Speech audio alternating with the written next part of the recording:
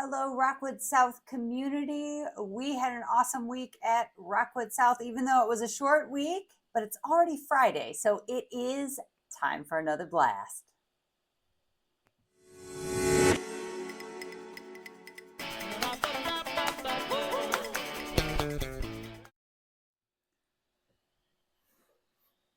All right, jumping right into our learning focus here for this week. You know that at Rockwood South, we have two key instructional strategies that we are really working to implement in every single class, and those are assessment capable learning strategies, which means we want our students reflecting with really clear criteria and setting goals and really evaluating their progress and their learning. So that's number one. And number two, that we want student-centered learning practices occurring within our classes, and our teachers have really committed to that work. So you're going to see a lot of student-to-student critical thinking and collaboration. And so this week I want to highlight some key practices that I saw that really demonstrated reflection and learning. And one of these is from Miss Harper's art class, where this particular student is reflecting on the artwork that she just finished creating. She's looking at those art studio habits and identifying her areas of strength, areas of which she wanted to improve, which she did a great job of articulating to me, that she wanted to improve her research of other artists that had similar artwork. And then students would create a goal. Excellent job.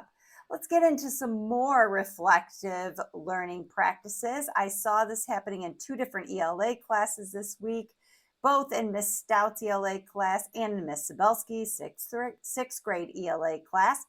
In both classes, they were looking at specific student goals and helping students and monitoring their progress with goals.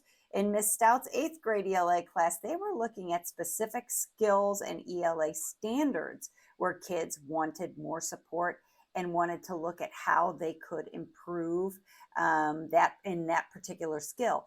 Whereas in Miss Sabelsky's class, they were looking at the habit of reading and how they could set goals for their reading stamina and progress and what that might look like over a week's time or until they finish their book. So two different examples and how teachers are working with students one-on-one to support them in monitoring their progress and in setting goals using clear criteria.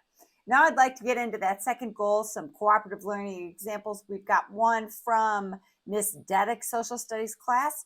We've got one from Miss Meese's math class. In Miss Dedek's social studies class, students once again had clear criteria with a scoring guide, and then they were given examples of paragraphs that would correlate with that scoring guide. Students had to evaluate those paragraphs. They had to look for ways in which they would score each of those paragraphs and then suggest feedback to that anonymous writer for how they could improve their performance and move that to a level of proficiency. So they're looking at improving writing along with the skills within the scoring guide and really making those improvements. Awesome job, Miss Dedek.